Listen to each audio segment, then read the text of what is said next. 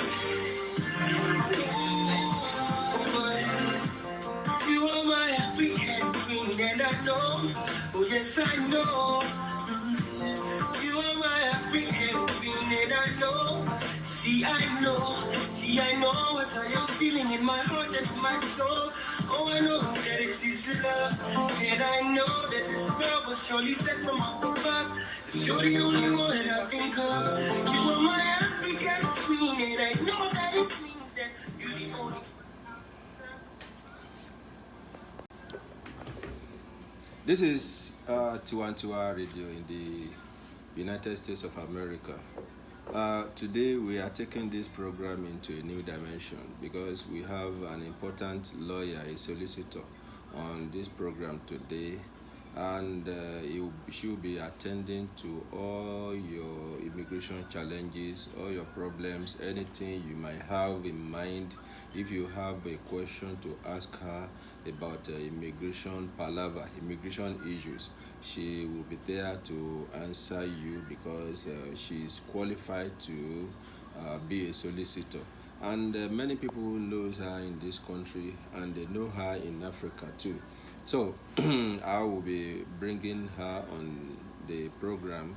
She's right here, and I believe by the time we end this program, you will know that she is a genius. Let me quickly commend those of them that will be bringing this program on air today.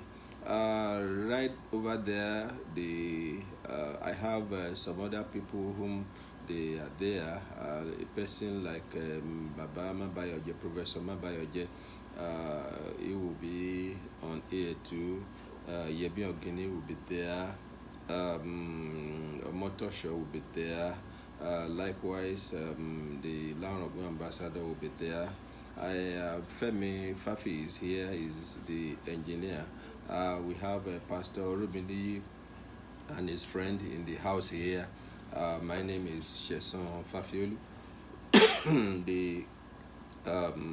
the program coordinator for Saturday Igbadun Opin Ose. Igbadun Opin Ose means enjoyment for the weekend. You know, in America we are just too. We can work too much. We work 24/7. Even if God has added a day or 2 days to the years, we would have even used that day to work. So that is why some people, they work from Monday to Tuesday, Wednesday, Thursday, Friday, Saturday.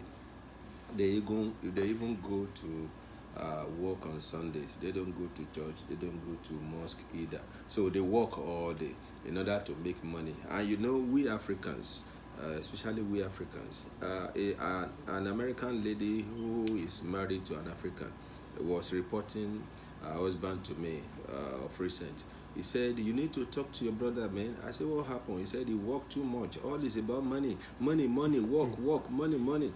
I said, "Oh, this guy has, every one of us has come here to make money. We have not come here only to pay bills. We have come here to make money and to make our people back home comfortable. Some of them, they are expecting us. We were sent here like an ambassador. Yeah. We are an ambassador here. We are representing our families back there. We are representing our country. We are representing our community. And we must not fail our community. You know, some African countries where there is economic problem, so some people, they try to get out of that economic quagmire in order for them to make money here. So if you fail there and you come here to fail, then you are a complete failure. So we don't want to fail 2 times, because when you fail 2 times, then the next thing is death. So we don't want to fail. That is why we come here to work and work and work and work. But when you come here to work, there is something you need that will enable you to be able to work. So they call it work permit. The work permit, after that one, you need another one. They call it green card, almighty green card.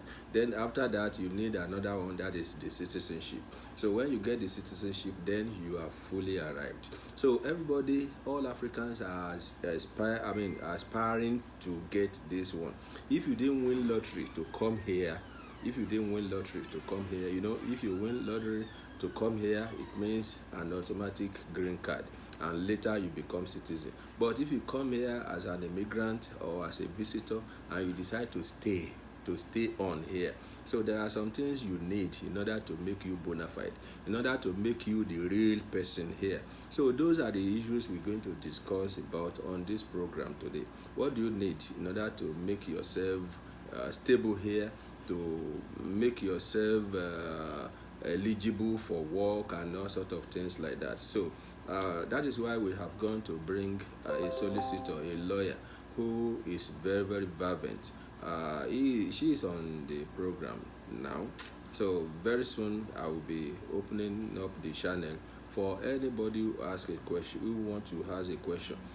Remember, if you want to ask a question and you want to remain anonymous, you may not mention your name, or you may mention some other names which people don't know you with. So and I'm assuring you that you are going to enjoy today's program. So let me quickly digress to some other matters. It is related to this one. People, I don't know why people must definitely migrate. People migrate. Even in the Bible days, people migrate. God told Abraham, "Get out of thy country and from thy kindred to a land that I will show thee." And when God called Abraham, there was no example of somebody whom God had called before. So he had nobody to go and learn from. If somebody had been called before, he will go to them and say, oh, when God called you in so year, how did you do it? But Abraham had nobody to lean on, so he had to go on that journey. It wasn't as if Abraham was not comfortable in his home country. It was not as if he was being driven away in his own country. It was not as if he doesn't have money, or he was not having enough for him to live on. But still, God called him to get out of his country to a land that he will show him. And Abraham took a step of faith. When God called you, when you want to migrate, and and they say goodies are lying ahead of you. So if you don't take a step of faith, you will never see miracle. So Abraham migrated. Another person that migrated, if you remember the story of Joseph, they lied against.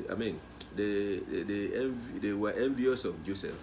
His brothers, when he had a dream that his brothers were bowing down for him, they said, over our dead body. So they put him in a pit. Later they sold him. They sold him to a Midianite. The Midianite resold him to an Egyptian, Potiphar. So eventually he was lied against. The wife of Potiphar lied against him, and they found himself in the prison. But at long last, he became second in command in that country. So all this won't happen because he migrated. So if you read the story of Joseph too, after Jacob,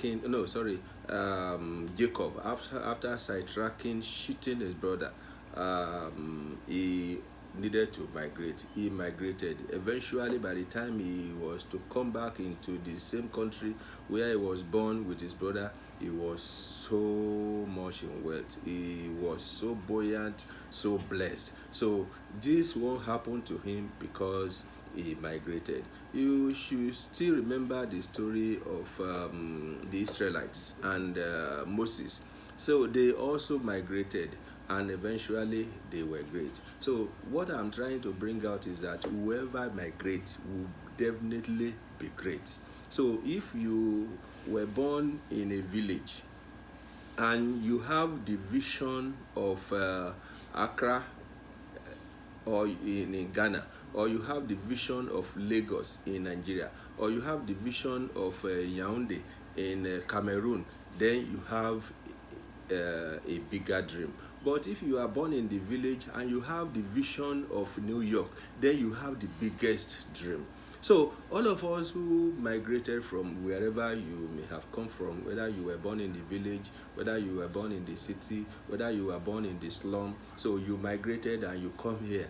Definitely you come here for you to be great.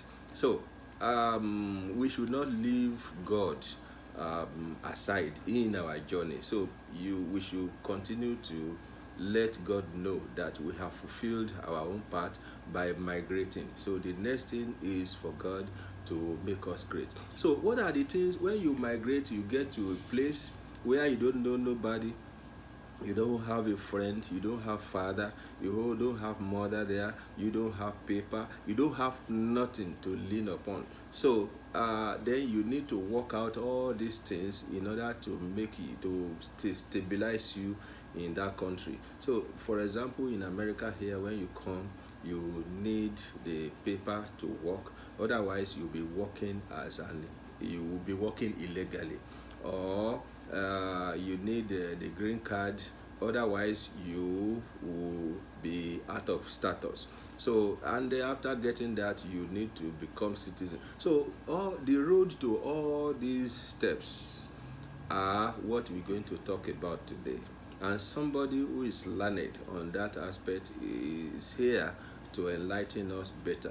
So that is why I want all of you who are connected to this program, whether on Facebook, whether you are watching on Facebook, whether you connected through your phone, whether you connected through YouTube, Google, or you connected through Google, or through YouTube.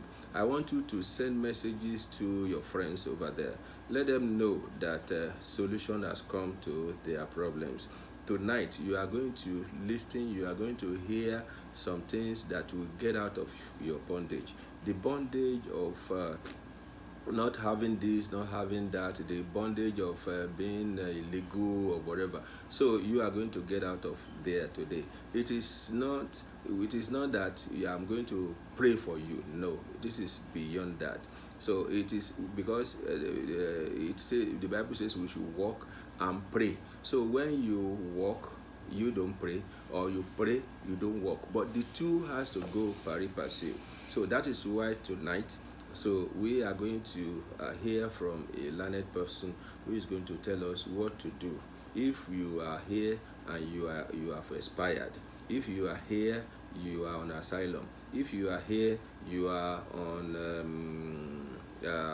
maybe you are marrying or whatever you are doing in order to make yourself legal here. So this lady whom I brought here, she's going to enlighten us so that we can know the next step, we can know what to do, we can know by the time you take all those steps she's going to mention or the advices.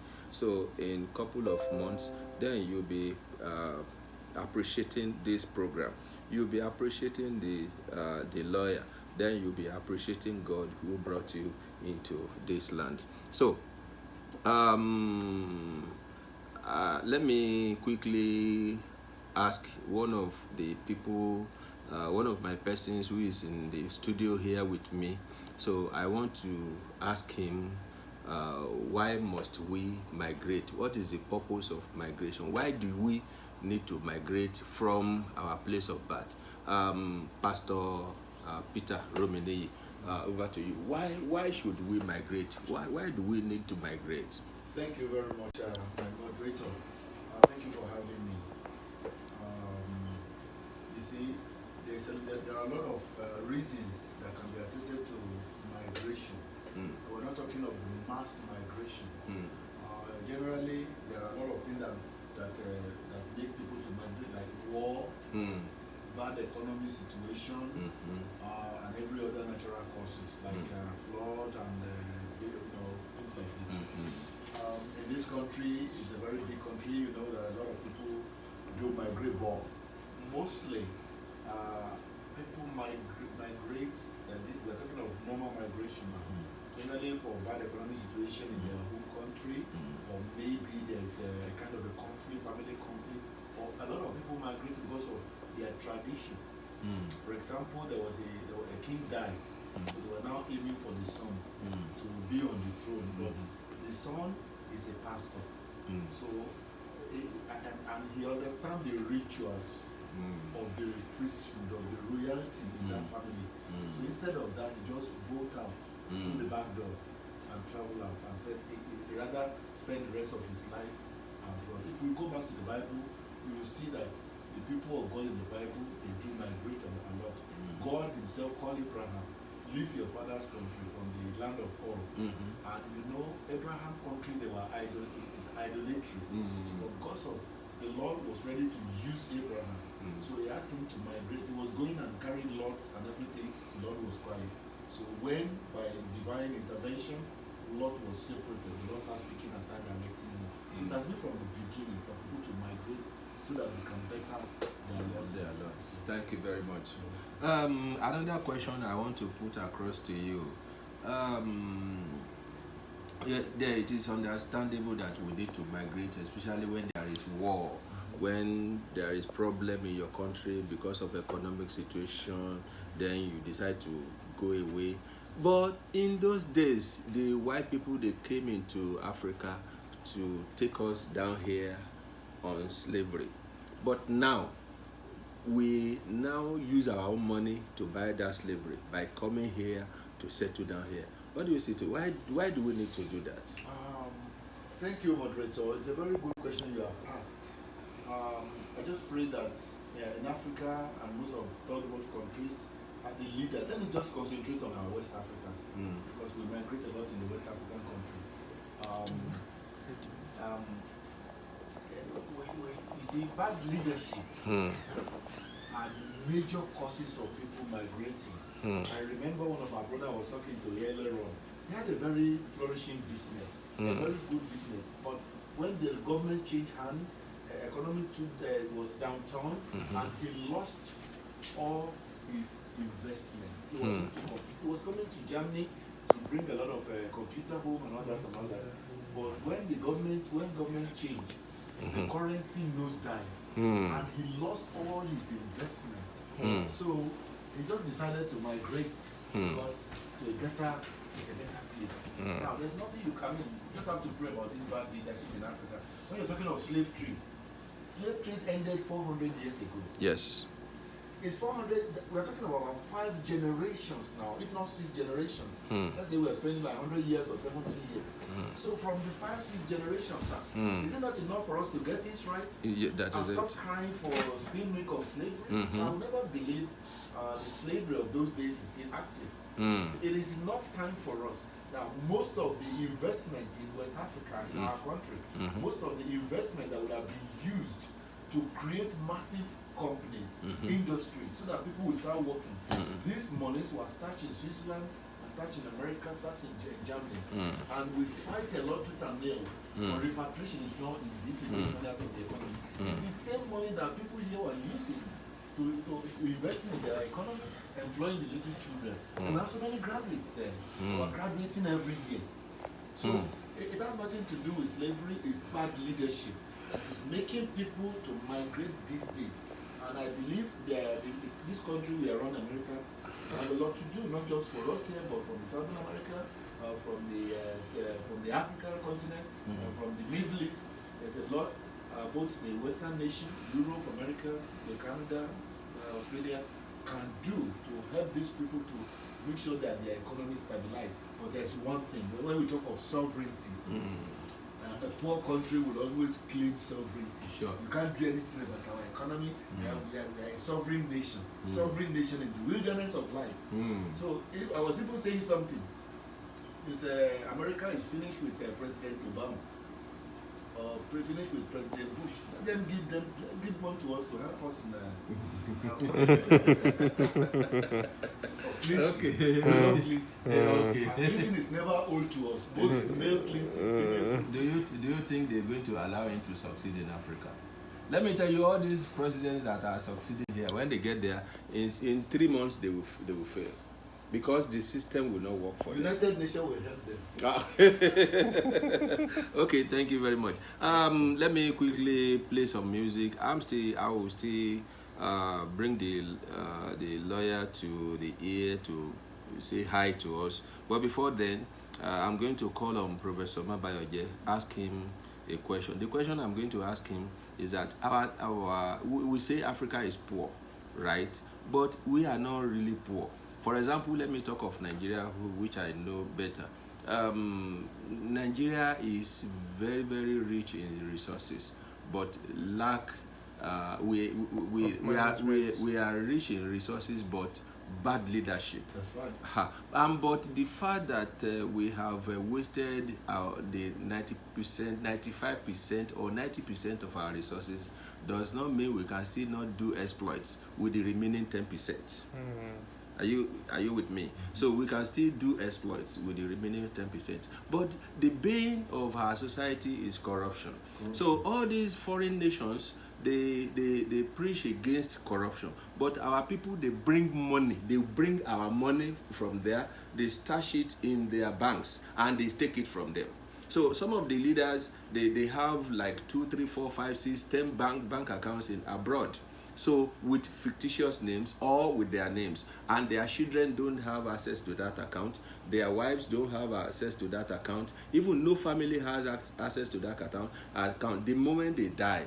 So these Western nations, they will use the money to develop their own economy. So let me quickly ask that question from Professor Mabayoje, but before I go there, let me quickly digress a little.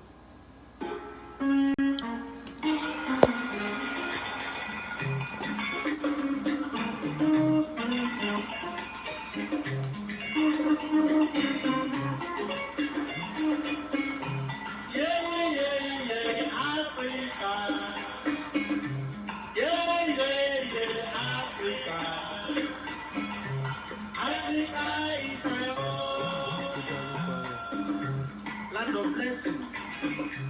Africa, land of blessing. Africa, I'm black, I'm proud. I'm black, I'm proud. I'm black, I'm proud. I'm black, I'm proud. I've traveled all over the sea and over the land. There is no place like Africa to me. Yeah, yeah, yeah, Africa. Yeah, yeah, yeah, Africa. Africa is my home. All Africa came of Nigeria. Prove to all the world that Africa is the nation. Africa, motherland Africa. Yeah, yeah, yeah, Africa. Yeah, yeah, yeah, Africa. Africa is my home. The bright sunshine of Nigeria makes me to believe that all over the world there's no place like Africa.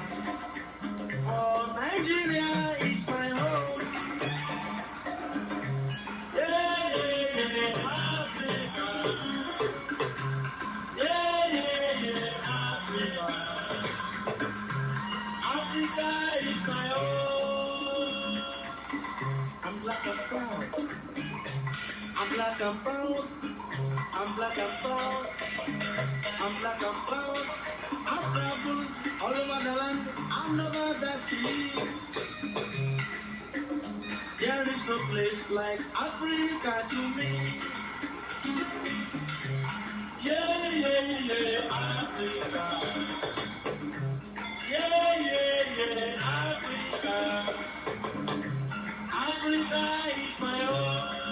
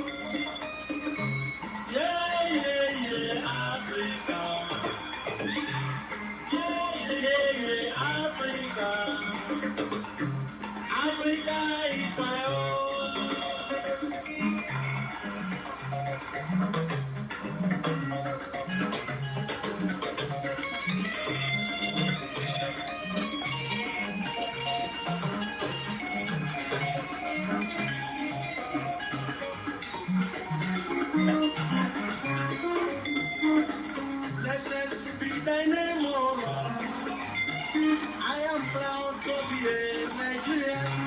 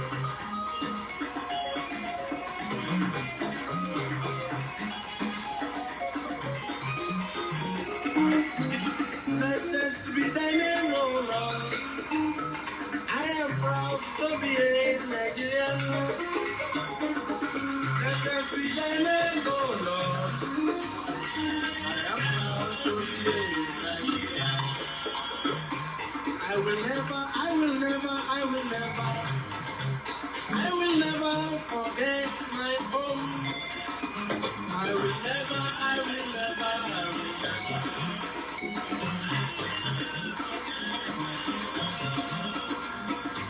Africa, Africa, Africa. I will never, I will never, I will never. I will never forget. All right. Let me quickly bring Professor Mabayoje on ears to answer this question. Sir. Hello. How will you? Yes, sir. Can you just say hi to people? We have an immigration lawyer on the program today. She is an African lawyer. She's an American lawyer, African American lawyer.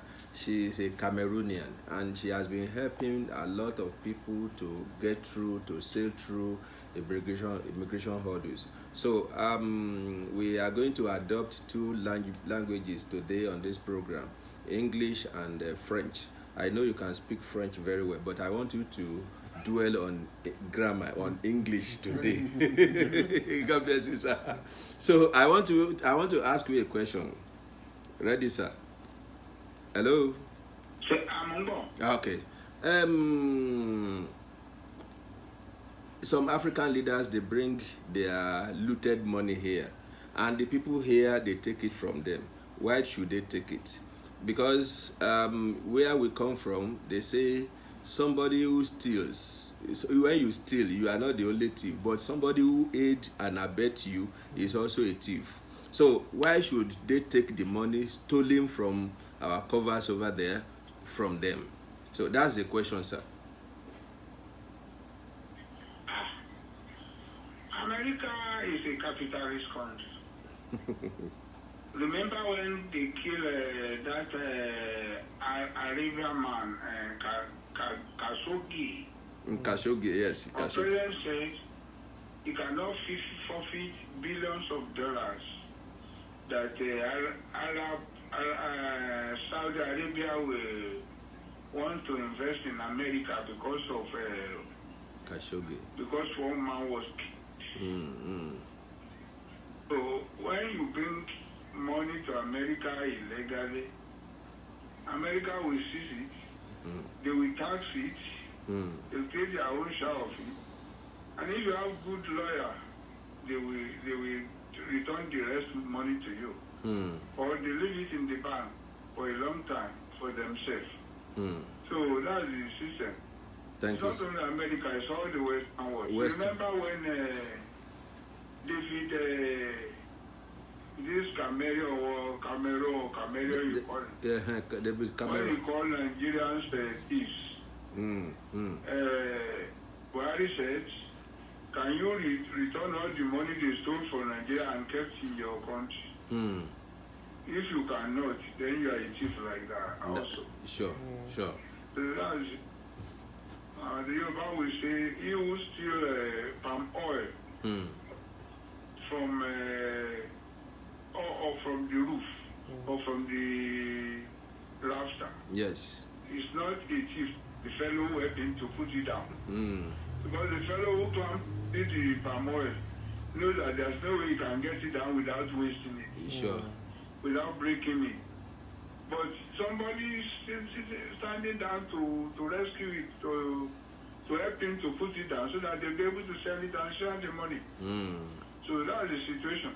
Okay, Those sir. who are bringing money to this country, if they know the country, we take it from them and return it to Nigeria, they will not bring the money. But they know the country will take it home and allow them to keep part of it. That's the essence of capitalism. Okay, thank you, sir. I have another question. Ebenezer Obeu just sang a song now that I will never forget my home, Africa, motherland, Africa. Can we say that Africa is still a place to be today when some people are selling all their stuffs and coming here to settle down? So, and in those days when Africa was Africa, when things were okay, when you go to the university and you graduate and immediately a job is waiting for you, when there was no hunger, when there was no war. So in those days, I think that was the time when this person sang that song in the 60s, that Africa is a place to be. But now, can we still say Africa is a place to be? Africa still is a place to be for those who have the sense of belonging. But that is for the oldies like you and me. For young people who are ready to forfeit their citizenship of Africa and come to America or Britain or Germany or Japan and blend with the society. They are ready to go there, remarry, and change their name from Kaide to Kendi. From Wale to Wale. From Bukola to Buki. From Jimmy to Jimmy. They can easily blend wherever they go. Especially when Nigeria itself has more or less we've lost our identity over there. What we call Colonialism. We are living inferior life. Apart from the economy, the culture is bad, the politics is bad, the education is bad. Name what have not been spoiled in Nigeria. But those who want to go and retire home and say, if I die in my country, bury me beside my father. We are very few. Okay, sir. Okay, thank you very much, sir. Let me. I'm still coming back to you. Just hang around there. Let me go to Pastor Peter. I'm sitting down. Okay. Okay. Please don't hang. Pastor Romini, let me ask you a question. We have some sit-tight African leaders. Sit tight. They either they go there, they get there through coup d'etat, through election, and people hail them. But eventually we see that they decide to stay on. After their 4-year expiration, they still want to go for another 4 years, another 4 years. Eventually they change the constitution to remain in power for life. It is happening in Uganda, it is happening in Cameroon, it is happening in some other countries in the world. So why should our people or our leaders think they are the best to rule us? Thank you, my moderator. It's a very good question. Before answering this question, let me just interject a little bit concerning the last people bringing money and keeping the money here. You see, not just a capitalist nation, America. America have also given everybody freedom to do what they want to do, as long as they're not infringing on the right of another person. And people bringing money here, before you can bring money here to escape the Money Laundering Act, because we have Money Laundering Act in this country, very, very effective on potent law. We also have the same in Nigeria.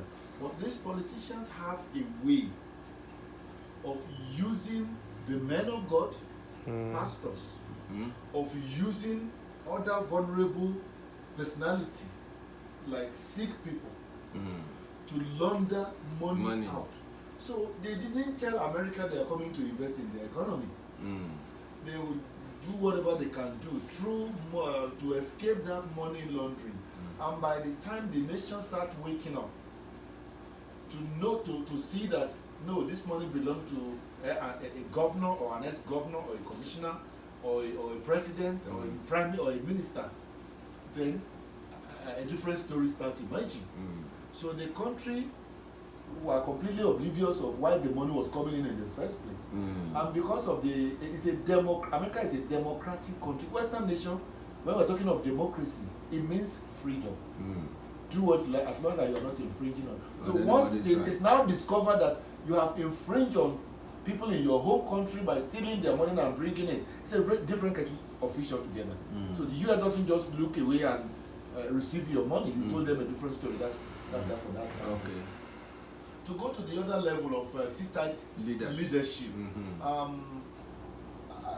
I think is in the blood of a typical African. To make sure that, you see, a 7-year-old child, this is how bad the situation has been. So the misbehavior of our leadership have not just destroyed our generation, it has affected negatively the coming generation. A 7-year-old boy was going to school one morning. The mother asked, Tunde, how are you? What were you studying to become? The boy said, mommy, I'm going into politics. I want to be a senator. Wow. Then the mother asked, why do you want to be a senator? To carry my own money. You can see a 7-year-old. So the action on top have destroyed the coming generation. So we need a lot of prayer. Sit-tight leadership has started since I grew up to know Africa.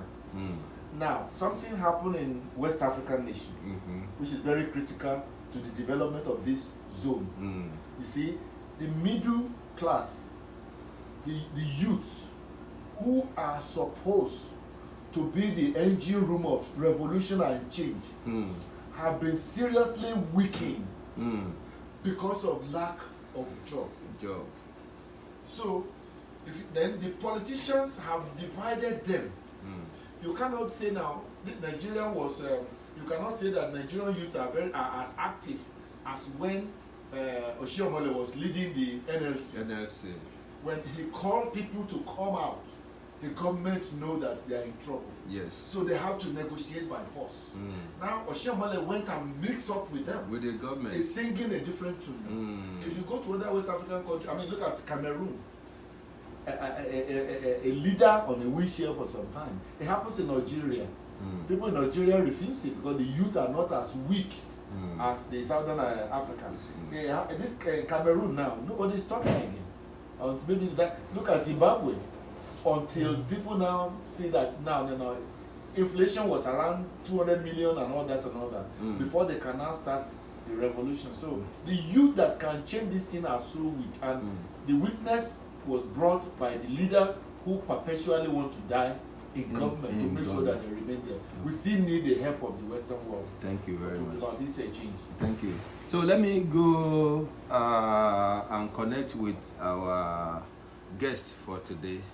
I'm going to connect her, so she's going to tell us her name and tell us some other things before we begin to ask her pertinent questions. Let me quickly go play some music so that we...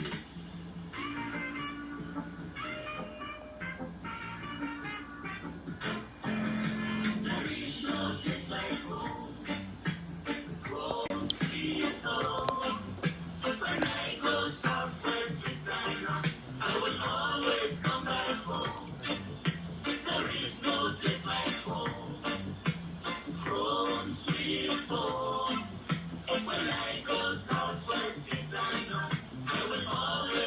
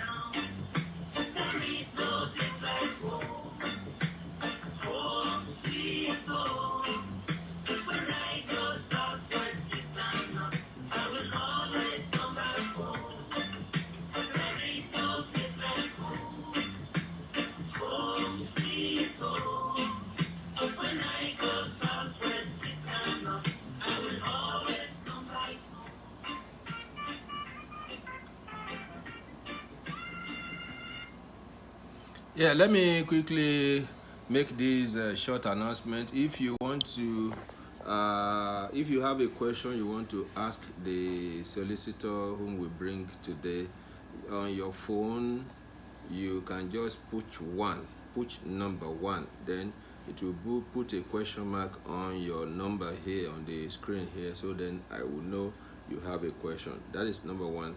Number two, if you are on Facebook, if you are watching on Facebook, you can always write your comment. Write your comment or your question, then it shall be addressed adequately.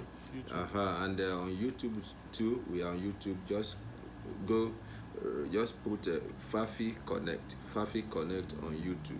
You can also put your question there. Then the able lawyer will be able to attend to them one after the other. So let me quickly connect with her. So hello. Hello. Oh, good evening. Good evening. Good evening. How are you? Thank you very much. This is Tiwantiwa Radio, and we have a segment. It is called Igbado Miyose. That is the enjoyment, the weekend enjoyment. So in this weekend enjoyment segment, we do trash out political matters, political issues in Africa, in all over the world. So we do that. We talk about economy. Then we teach ourselves morals and some other things which we might need for our day-to-day activity or our going on in life. So, but today we are hosting you on this immigration issue. So I want you to first of all mention your name before I will open the line for people to start asking you questions. Just mention your name and where you practice and all information you want us to know about you. Thank you. Well, first of all, I want to thank you for inviting me on your show. It's a real honor for me. I'm really flattered. My name is Cecile. I'm an immigration attorney. I am an African. I'm an American by nationality, but I come from Cameroon. I attended Penn State University. I went to law school there some years ago.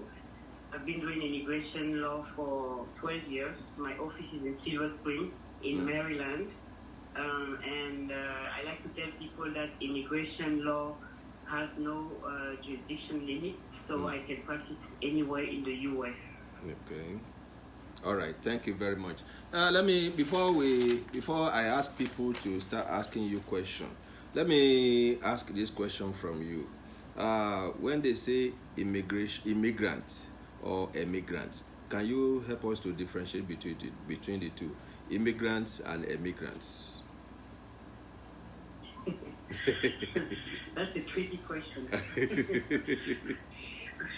I don't think it falls within the scope of a lawyer. But anyway, okay. An immigrant, I think, an immigrant is a person who's moving from his own place to another place in order to stay. Okay, that is it. And someone who's just The other one, I'm not too sure. Immigrant with an E. Honestly, I don't know the difference. I know that when we talk about an immigrant with an I, it means that you've left a place and you're going to a place where you intend to stay. That's why when you go to the American embassy, there is an immigrant visa and a non-immigrant visa. Okay. The non-immigrant visa is a visa that is given to visitors. Okay. Immigrants are those who are coming to stay, established residents. All right. Legally. Okay. Thank you very much. Of recent, we used to hear about undocumented immigrants, undocumented. And from my own layman of view, I told people when they say undocumented, when they say documented, if you go to your country's embassy with your passport, they give you visa, then maybe 2 years visa, 1 year or 6 months, then you come through any any airport in America and they stamp you in, they get your fingerprint and everything, then you are documented. Whether you have expired here or not, you are still documented. Then I told people that those the undocumented are those who jumped through they swam through the river, or they jumped the fence, or they came through the branches of a tree, or they or they through the bush or through the tunnel. So I said those are the undocumented. So if Donald Trump is looking for the undocumented, it is not those that were documented to come here and they came through the airport, they stamped them, they got their fingerprints and everything. I said those people are documented, but the undocumented are those who jump the fence. Please, that is my own layman of definition, but can you please enlighten us more?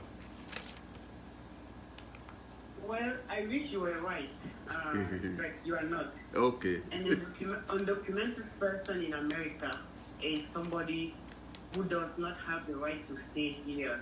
Okay. A person who's out of status. If you came here with a visitor visa, even if they gave you 10 years at the embassy, or 6 months at the embassy, or 2 months at the embassy, your visa, your right to stay in America is stamped on your passport. Okay. Normally, whether you come here with a 10-year visa or a 5-year visa, you are only allowed to stay on the territory for 6 months. Okay. Or less. Mm. Okay, so if you overstay, you are undocumented. It's not about crossing the border or swimming through a tunnel or coming through the airport. Mm. It is about having exceeded the time limit of your stay in the U.S. So people that are out of status are undocumented. Okay. Thank you very much. Let me throw another question. There is this abbreviation, DACA. That is the Deferred Action for Childhood Arrival. So, of recent, during Obama's regime, I think they gave these people the opportunity of coming here, do stuff, establish themselves here. But Donald Trump said they must go back to their country. Can you please enlighten us on the DACA? Okay, DACA was enacted, I believe, in 2010, if I'm right. Somewhere around 2010 or 2011. But you had to be in the country to benefit from DACA. DACA was from the day of the enactment backwards, meaning that if you come here now, even if Donald Trump had not played with it, you wouldn't have benefited from DACA as a child. You had to have been here and meet all the requirements of DACA in order to benefit from that. DACA required you that you came here when you were as a child, of course, meaning under 21, because over 21 you were an adult. So under 21, and then you had to have a high school diploma and have a criminal background which was clean. And the other condition was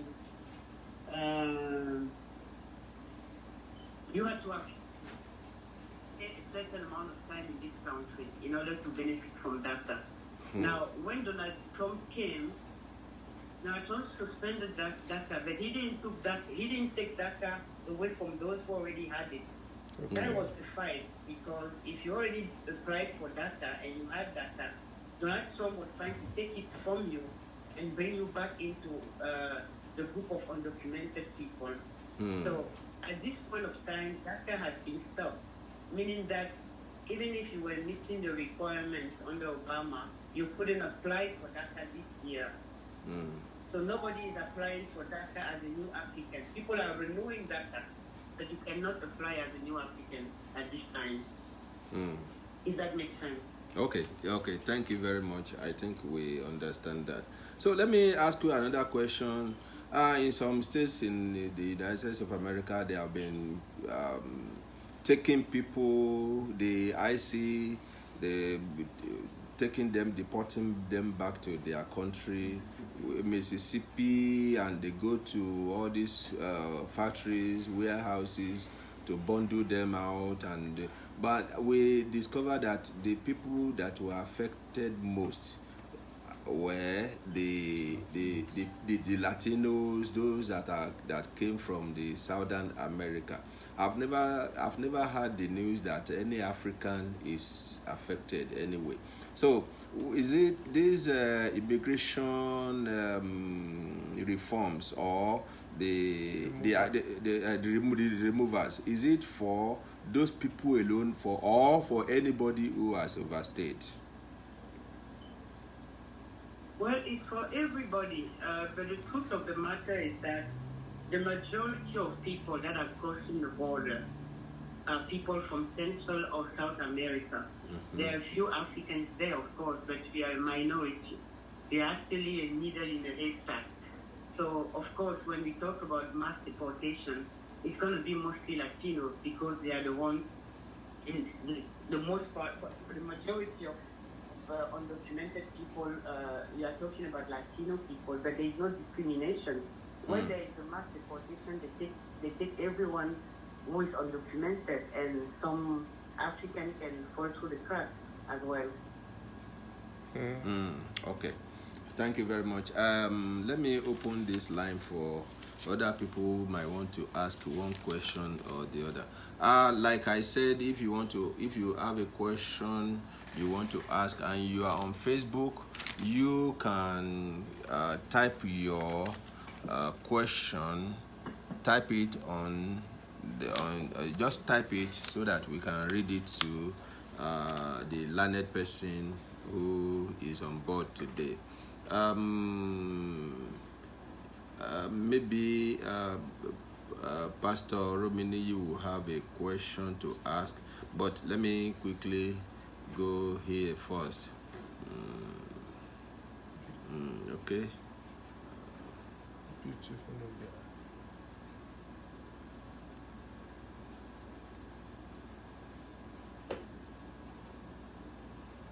7 hours.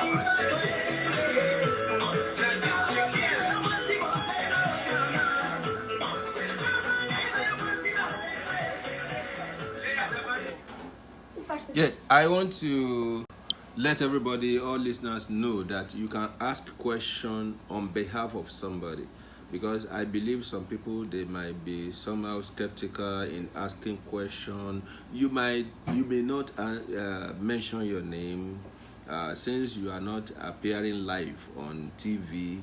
You may not mention your name. You may give us another name which people don't know with you so you can do that, because I've been expecting some people to just push one on their phone.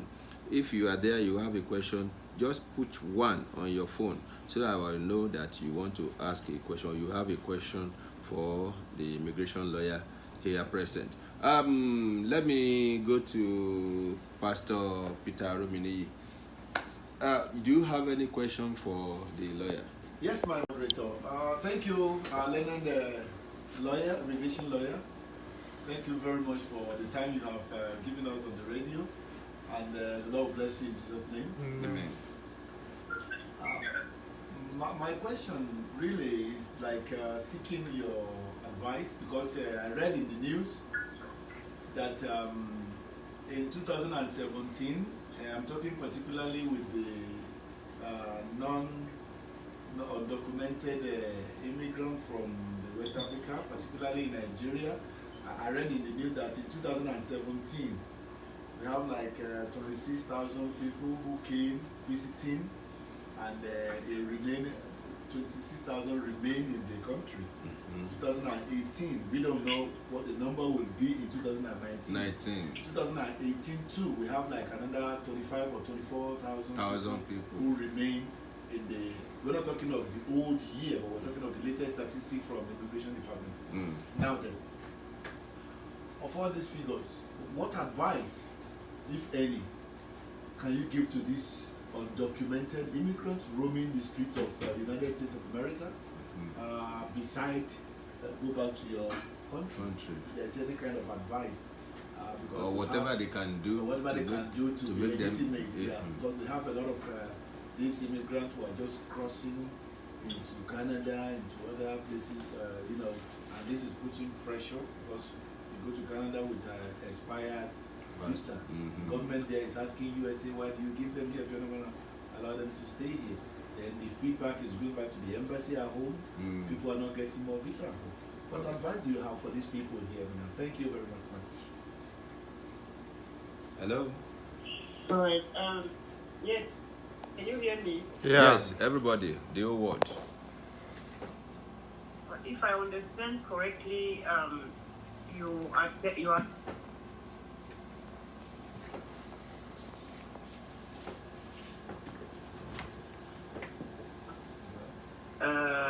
and intend to stay in this country. Well, the advice that I give to people that are coming to stay is to seek the service of a lawyer.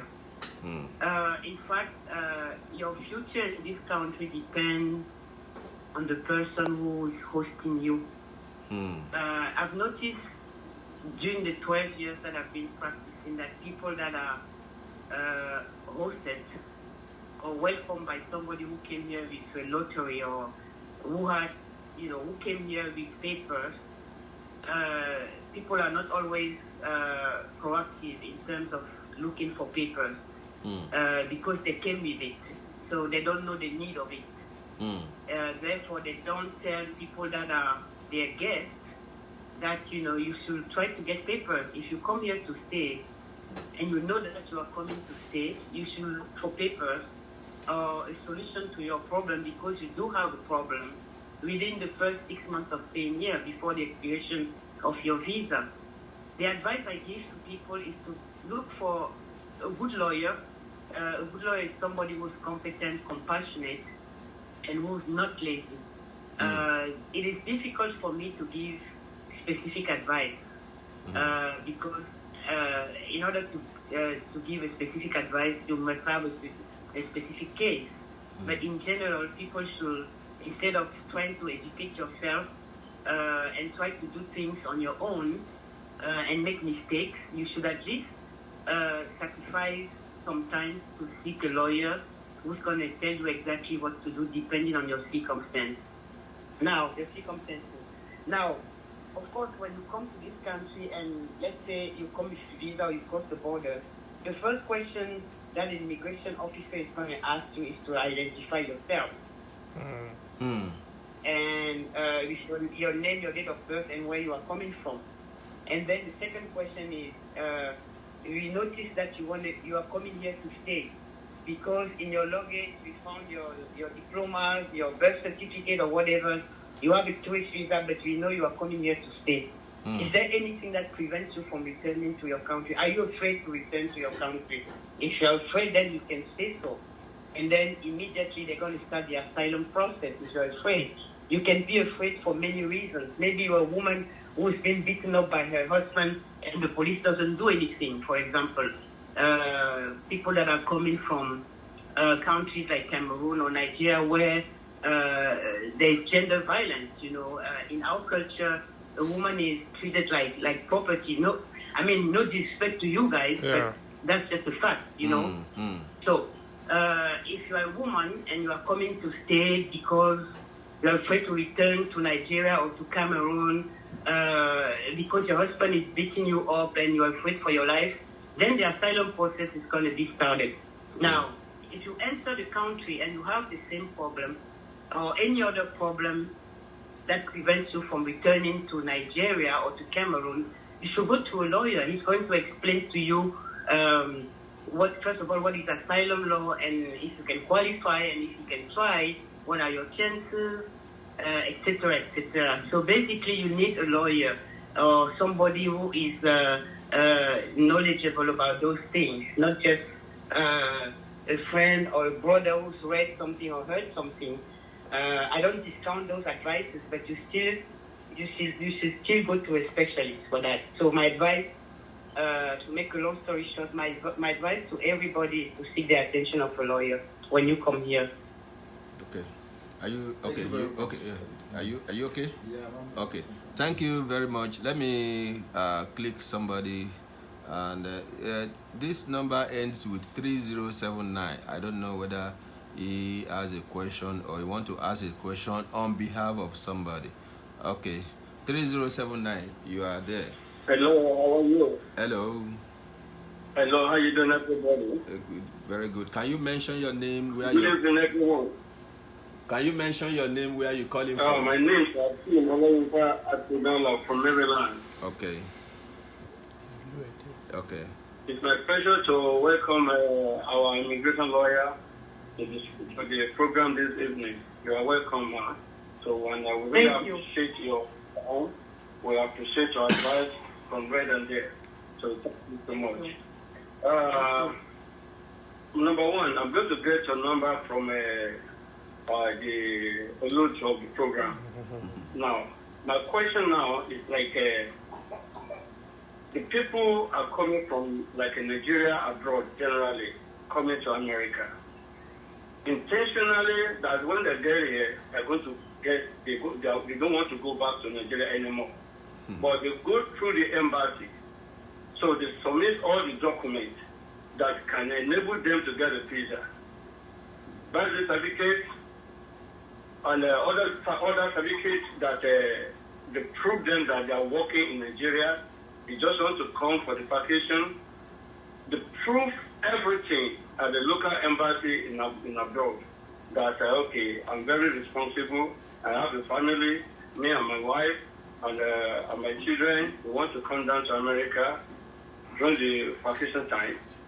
This is where I'm working.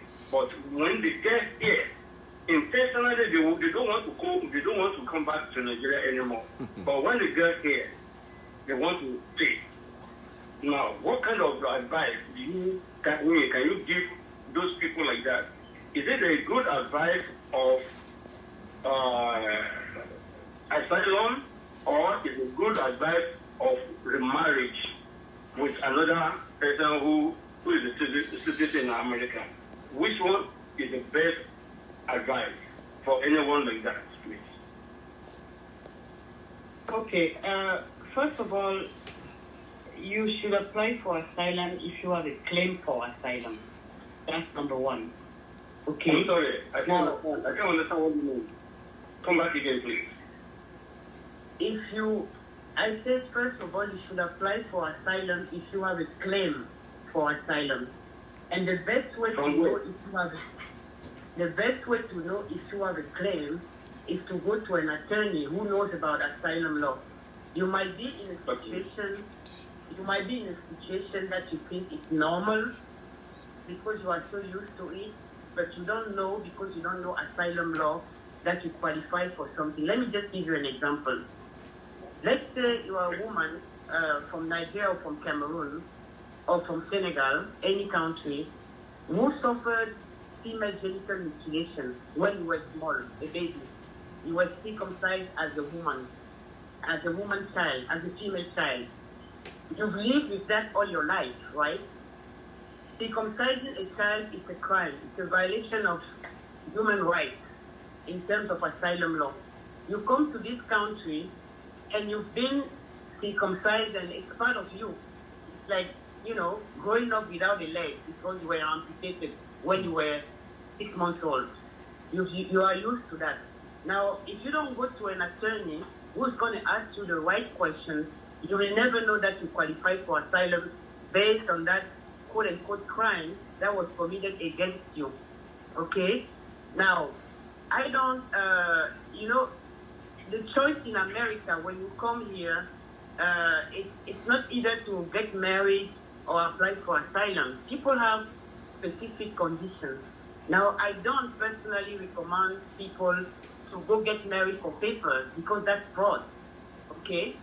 So don't think that I'm going to be here on the radio telling you go get married for papers, because I know that if you get married for papers and you go through an interview and you are denied based on them finding out that you got married for papers and you don't really live with the woman or have a relationship with the woman, you are going to be barred from receiving any kind of benefit ever in this country. Okay?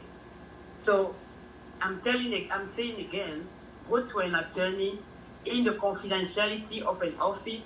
The attorney is going to look at your case and tell you if there's a solution or not. But in general, I don't recommend people to get married for fraud, because it's very the proof of a legitimate marriage is not the marriage certificate.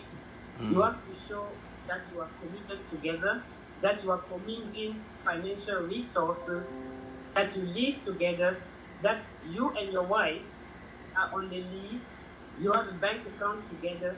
That's a commitment. That's how you know that people are really together. And in the majority of cases that I see, people come in my office already married. And when I ask them to provide bank documents, they always tell you a story. Oh, I put my money in the account, she took all my money. Oh, this and that. So it is very difficult to make believe these days that you are really married to somebody, because immigration is going to look for that. Some cases are apparent. It's very obvious that these people don't know each other, and this is not the way to go, if you want my honest opinion. Thank you very much. I hope you are you satisfied, sir?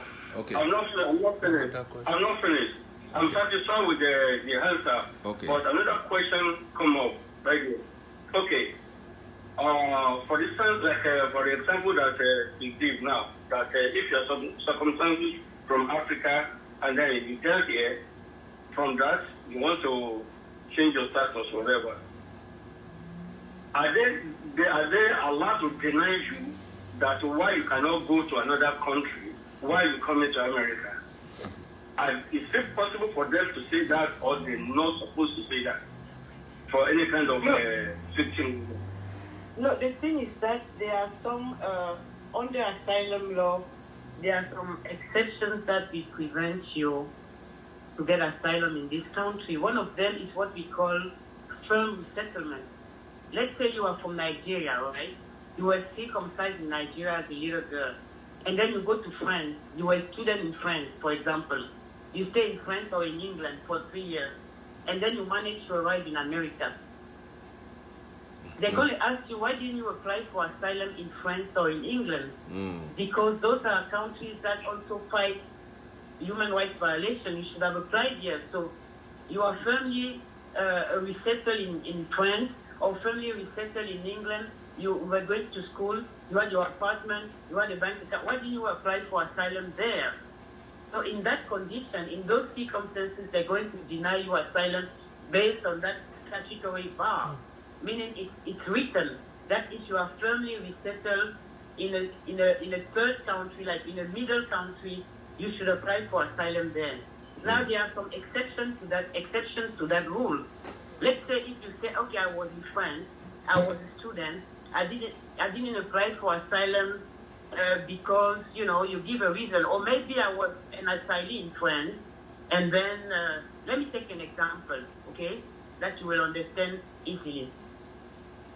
I'm a Cameroonian, I live in Cameroon, and in Cameroon I'm a member of a political party. Now in Cameroon I'm arrested because of my political opinion, and I managed to go to Gabon, for example. Now, in Gabon, I stayed for 4 or 5 years and nothing happens to me. I come here in America and I applied for asylum based on what happened to me in Cameroon. You are going to be barred from getting your asylum because you are in Gabon. You should have applied to you are in Gabon first and you were sick in Gabon. You should have applied for asylum there and you didn't. Okay? Now, you have to prove, in order to meet the exception to the firm resettlement, you have to explain why you left Gabon to come to America or why you felt unsafe in Gabon. Okay, I was in Gabon, I was working with a company, and the company went bankrupt. I lost my worker visa, and I was supposed to return to Cameroon. That's when I came to the U.S. That's an exception. You see what I'm saying? Thank you very much. Yes, that's an exception. Okay.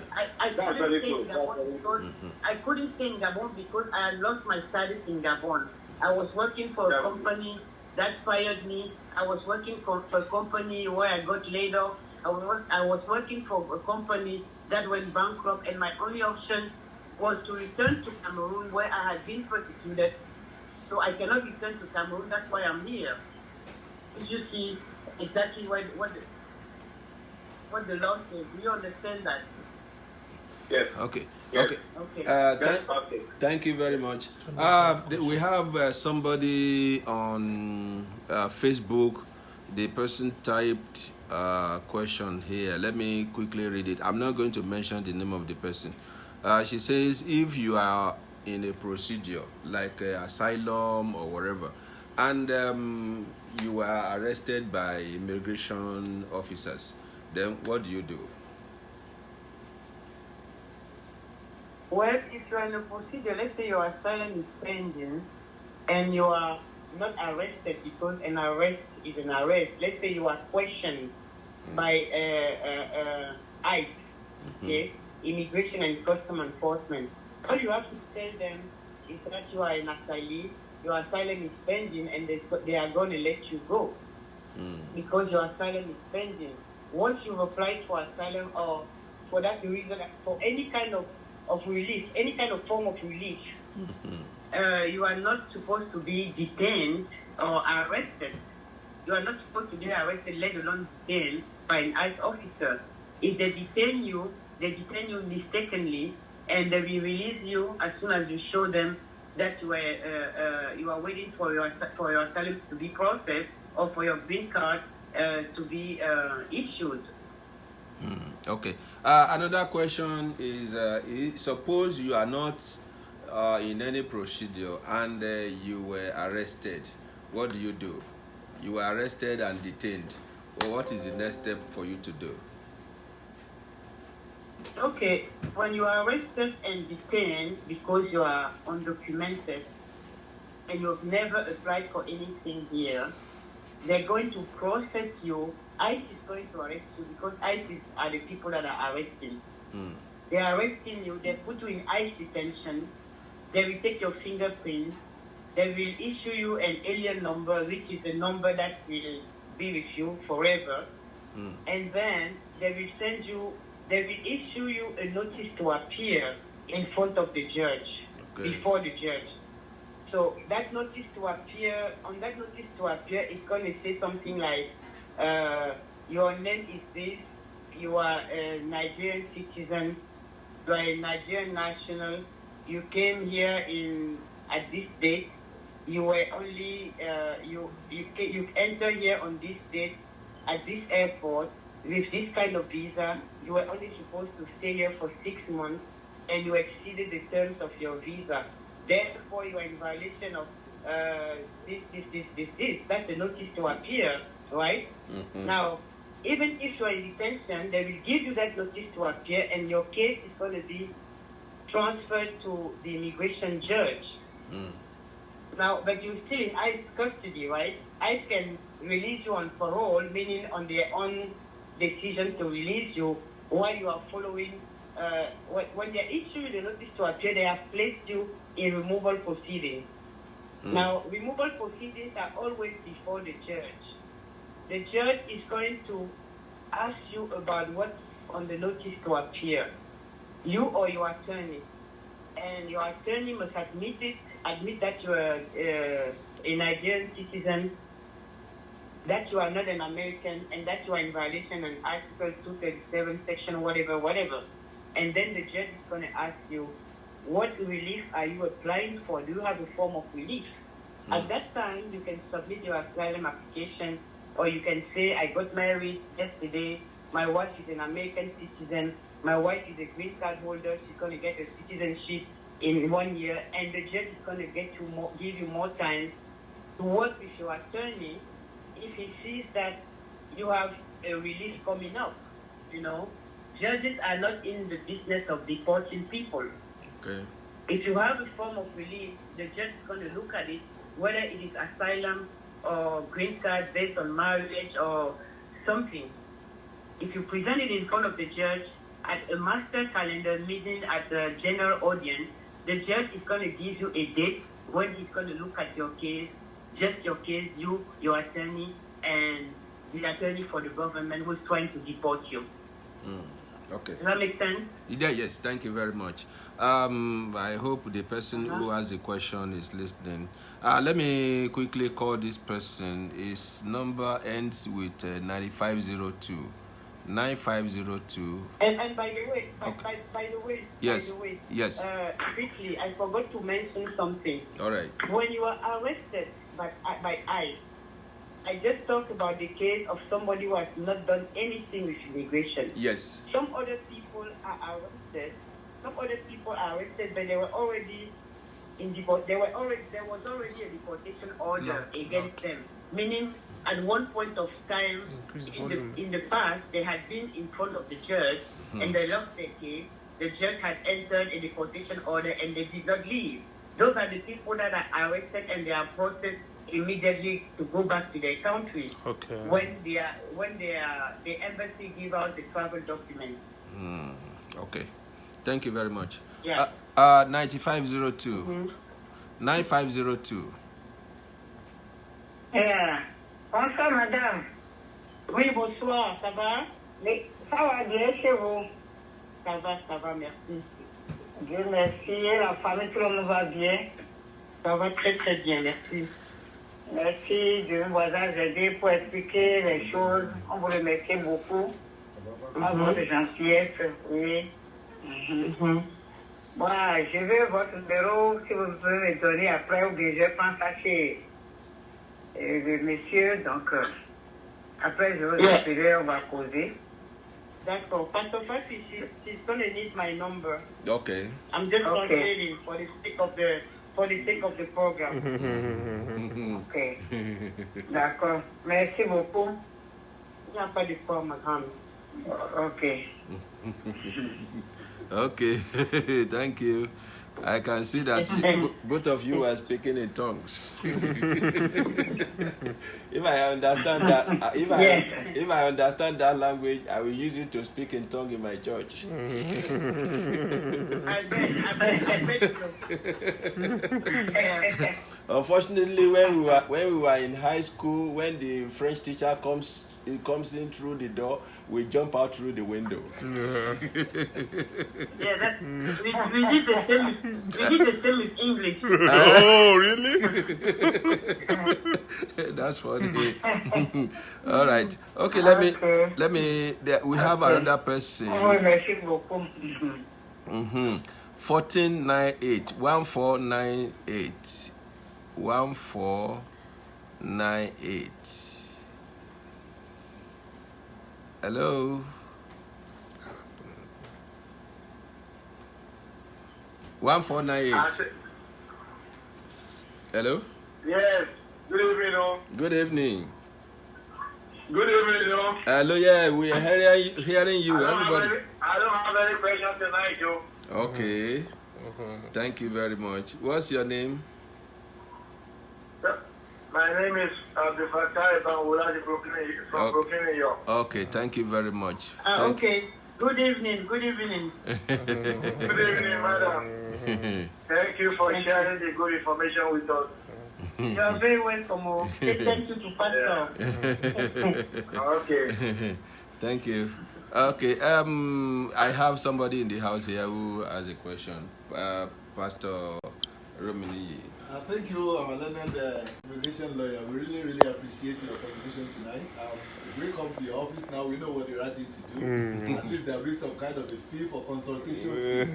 But for you doing this to our radio station is really encouraging. And, I will pray for you anyway. I have a small question, madam. In England, in those days, I'm talking of the 80s, 90s. If you've been in England for about 10 years and you came in as a visitor, and you did not apply for either asylum or through any other means of application, the moment you are in the country without committing any crime, automatically you become, automatically you get your paper. That's in those days.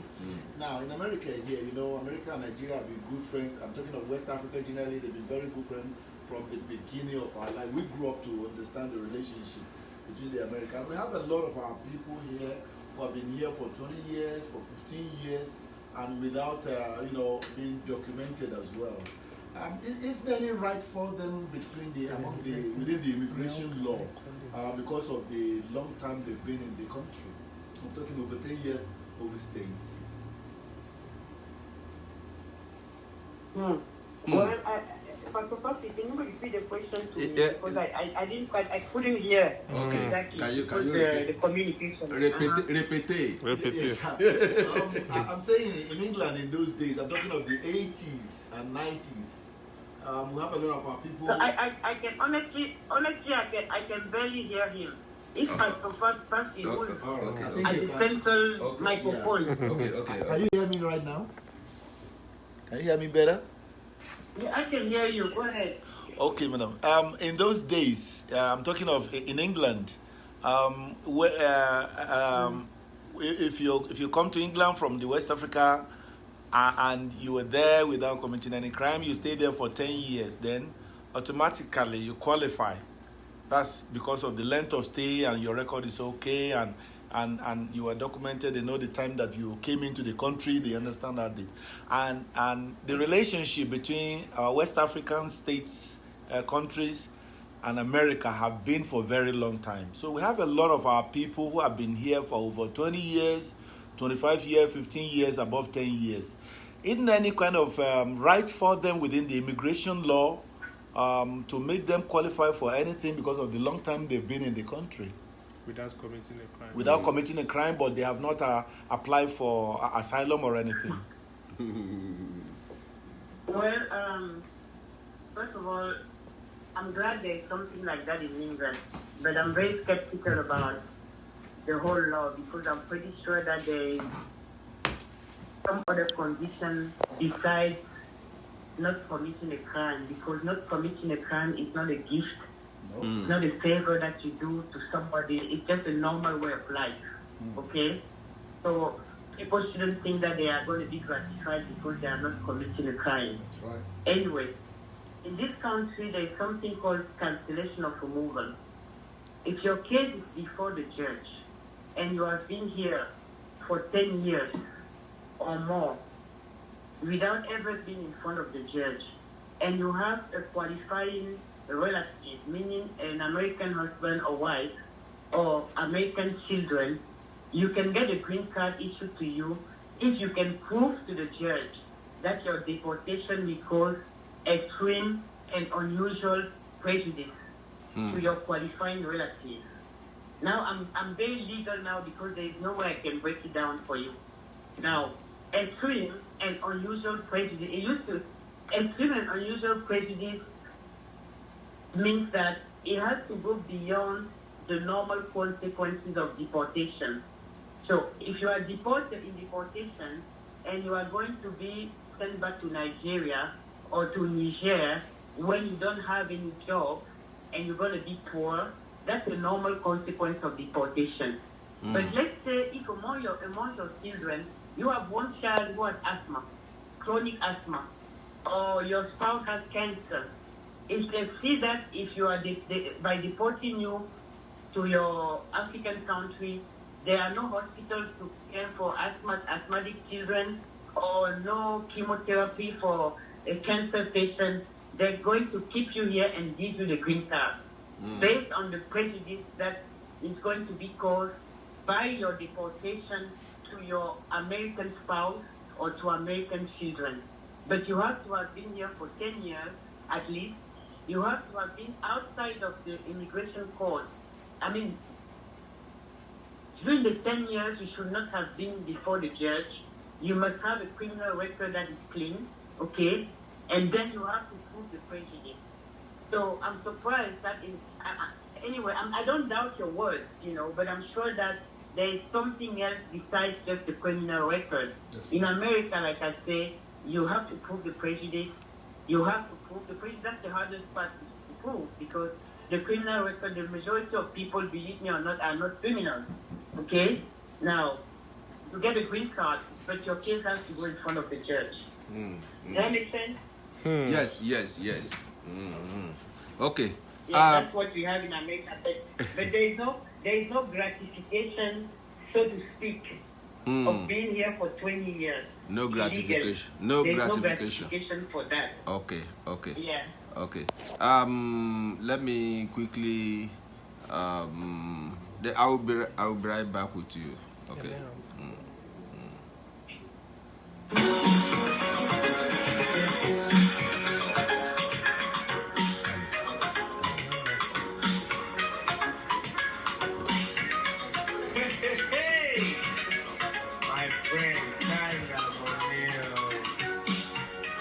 Up there with your work, yeah.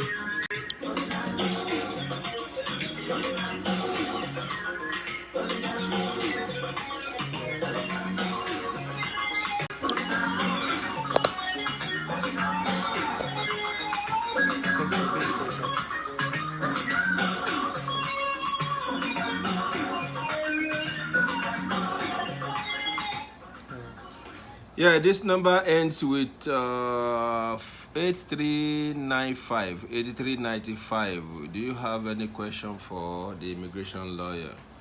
8395. Yes. About solid Oyinbo. The immigration lawyer can only understand English and French. You can speak French or you can speak English. Oh, I thought you said we can speak in tongue too. You can speak in tongue too. Okay, so my regards to our guest, I just have one quick question. What's your advice for? What's your advice for somebody? Sorry about that. Okay. What's your advice for somebody who's been in this country for close to 18 years now? He has not made any attempt to file any paper or to make himself legal here.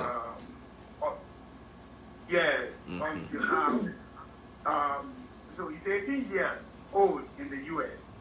and now he just decided to do it. So what's your advice for that person? He has overstayed and he's confused right now. That is beyond overstay. My advice to the person is to seek the advice of an attorney, not to be discouraged, because things can get very tough if the person comes in contact with ICE.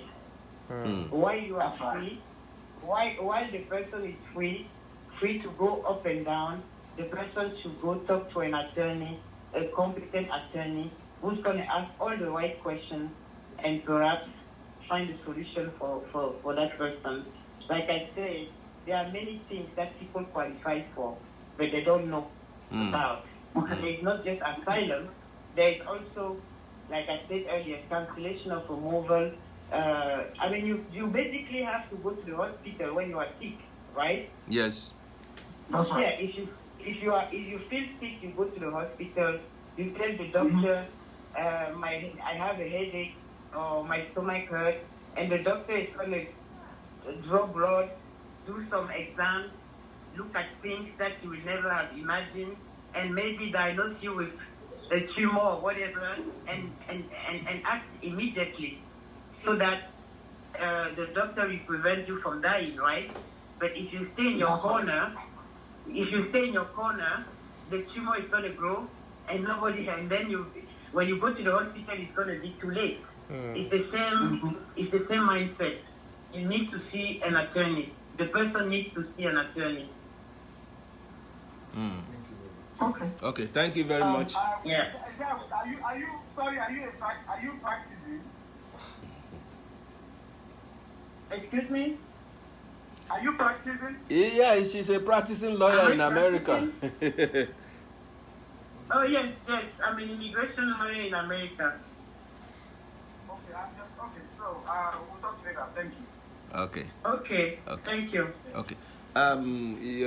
You have a question? Yes, thank you, our little friend. Well, sorry, very soon we'll let you off the line because we've been taking a lot of your time, and we really appreciate it. My very last question of this is that is it possible? Is it possible for somebody was just calling me now asking me that is it possible for her sister who have been here as a citizen to file for her to stay in America? Her senior sister, they are the same father, the same mother. She came visiting, but she decided to stay. So she was now thinking of her sister or brother filing for her to stay in the country. Thank you. So you're asking me if it's possible as an American citizen to file for your siblings, right? Yeah, the person comes here on visiting, but he wants to stay because the person has somebody who is a citizen here, so he wants to file for the person. I really don't understand your question. The person is in America already, visiting, but he has a family here who is a citizen.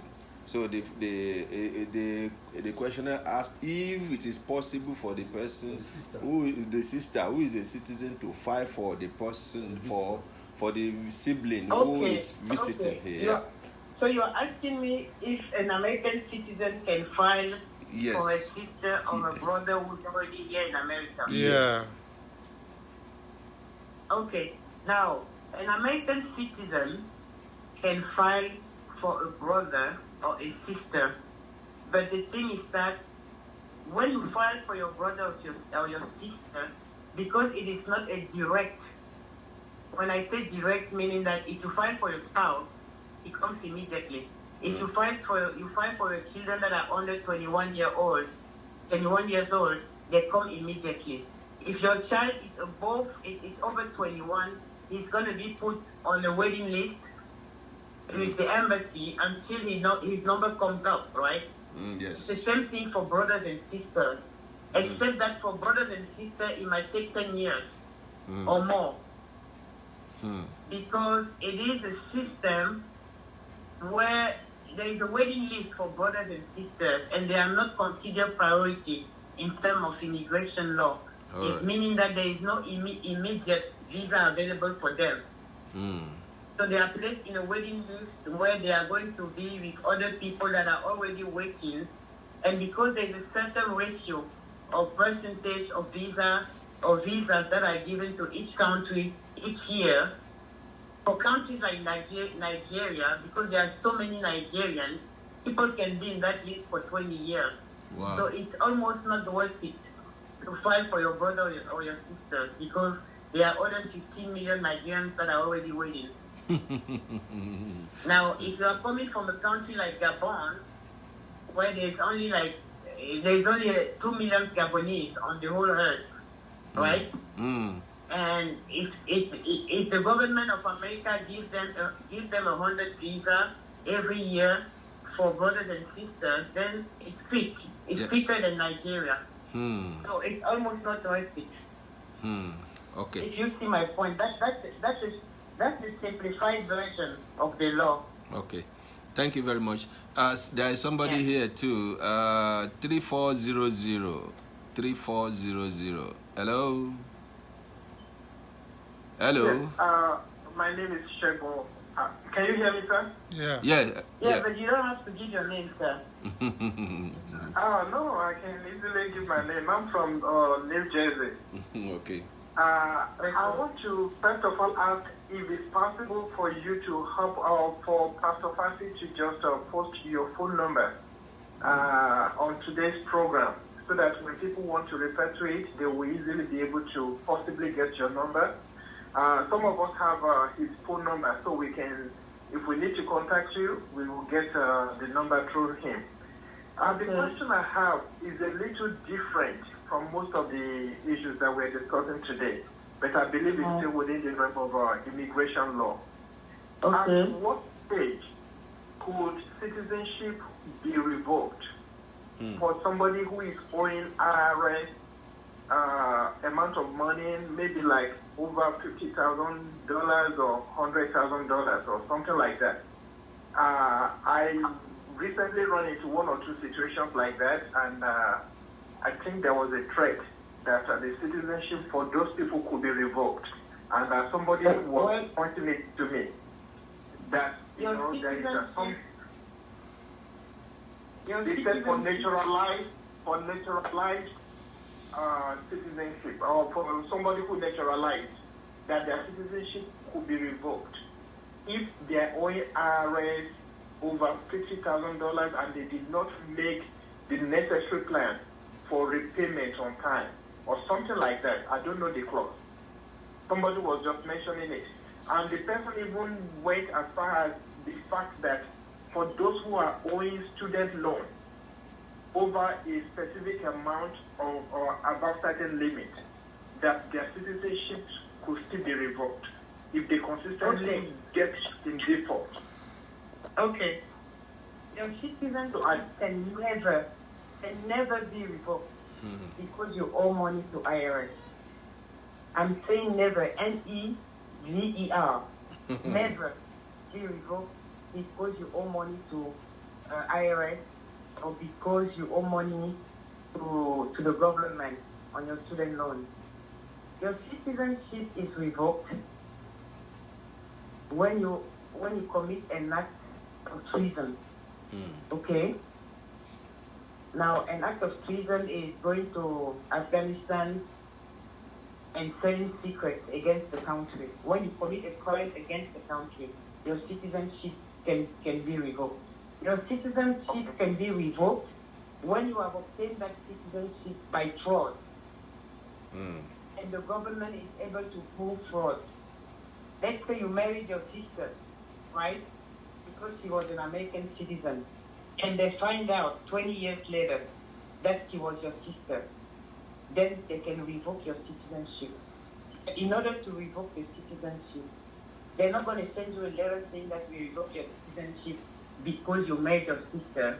You're going to go before an immigration judge, and they have to prove fraud. They have the burden of proof. So my point is that it is very difficult and very rare that somebody loses his citizenship by revocation.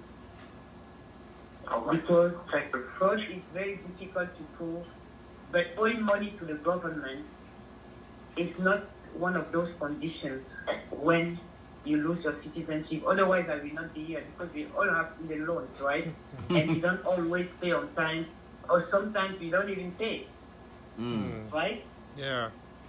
Yeah, so you cannot lose your citizenship because you owe money to IRS. Most of these rich people out there, including the president, owe money to the IRS or have done some sort of thing not to pay IRS.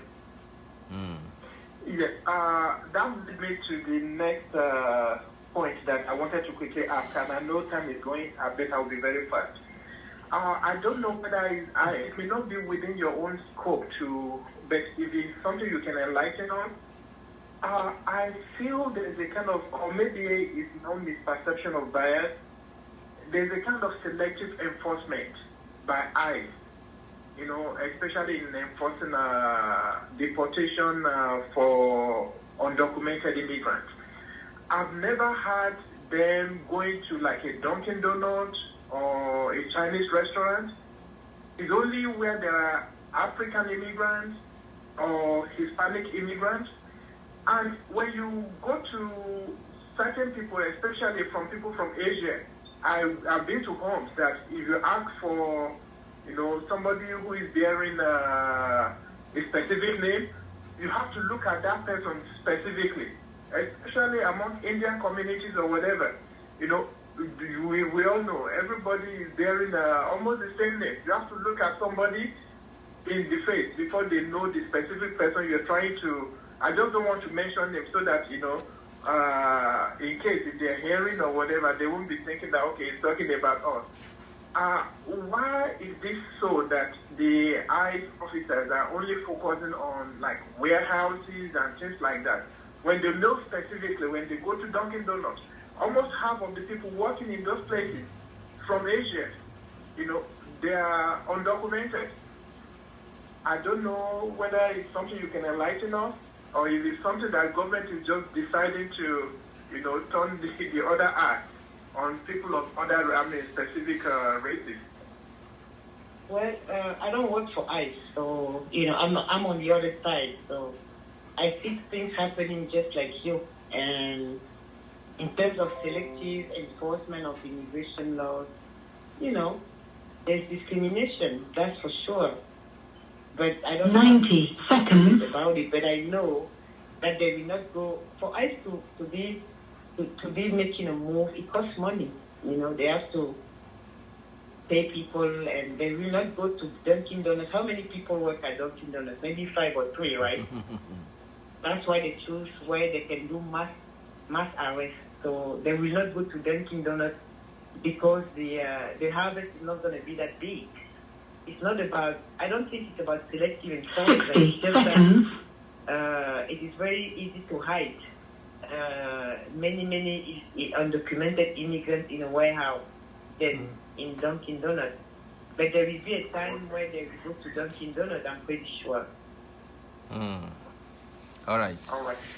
Thank you very much. Okay. Thanks for coming. There is You're another. welcome. Okay, there is another person asking question that if he comes here, how soon can he put in for asylum? Like, is it after a year or before the 1 year? I mean, before he clocks 1 year in the country? There's a 1 year filing deadline for asylum.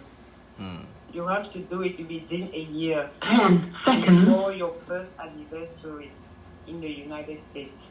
Otherwise, you have to prove that you meet the exception.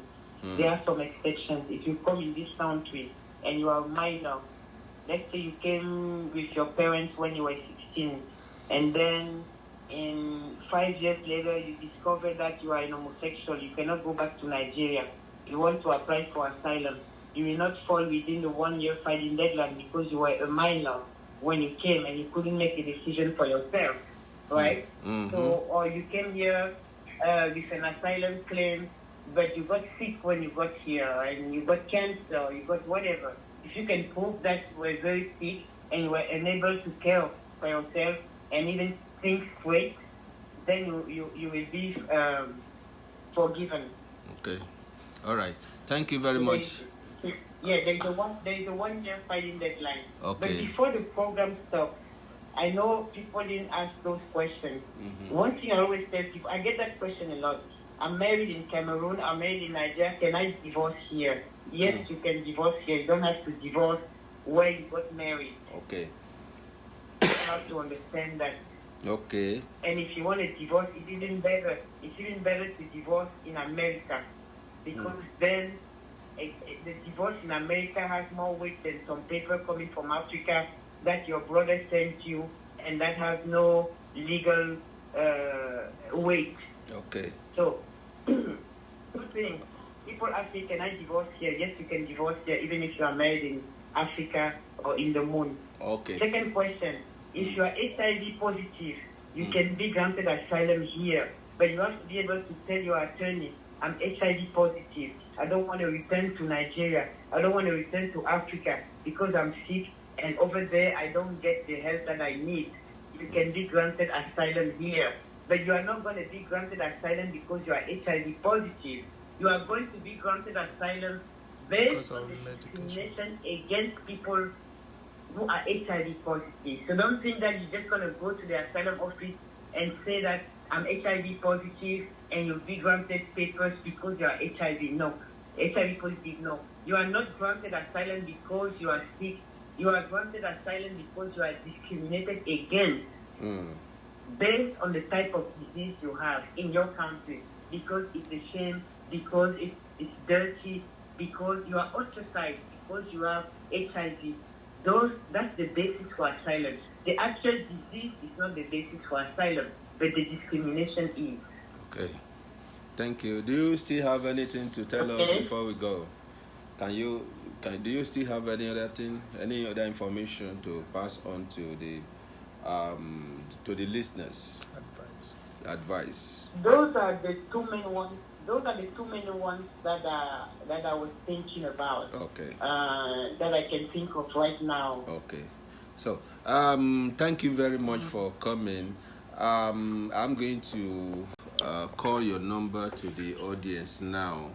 So please get hold of your pen and your paper so that you can get this number. And after this time out, you can call my number or you can call this radio station. Then we are going to give you the information of the lawyer. So her number is 240. And also, okay. All right. Tell people to call me Monday to Saturday from 9 to 5. Okay. Nobody should call me tonight because it's late. Okay. Don't call me Sunday because Sunday is for God. Okay. Okay. All right. I know that people are going to be very excited. They want to call me when I am not available. Okay. All right. Thank you. This is the number. Thank you very much, Pastor. I'm going to go. Thank you. Okay. Thank you. Thank you for coming. Thank you. 240-705-1727. That is the number. If you want the number again, you can let me know. You can call me 240-705-1725. Hear it again. 240-705-1725 is the number. So I do appreciate the lawyer that took her time to come and attend to us. Any other time when we need her, we can still bring her back too. So I thank those of you that ask questions. So, and those of you who did not ask questions, but you have some things to ask in your mind, so you just let me know later, or you can call the number, lawyer's number. So she's going to attend to you too. Many thanks to Pastor Romini for some questions she asked to enlighten us. It is not as if she doesn't know some of the things, but he wanted to let everybody be enlightened. That is why he asked her that question. Femi Fafiolu is right here with me. He's the engineer. He's making things to be easy in the studio here. My name is Cecile Fafiolu. Call me anytime. And tomorrow by 6 p.m., let us meet on this program again. 6 p.m. to 8 p.m. So that is the Tiwantiwa segment. So you're going to hear me read world news on the program. You're going to meet Professor Mabayoje on the Word of Wisdom segment. Likewise, you're going to meet Babalu Ajobo, that is Homotosh, telling us stories about happenings in Nigeria. So I really appreciate every one of you. Thank you, and we shall see again and again. So go to YouTube. You're going to listen to this program again on YouTube. It's going to be there. So go to YouTube, subscribe, like. You can also listen to subscribe, share, and like.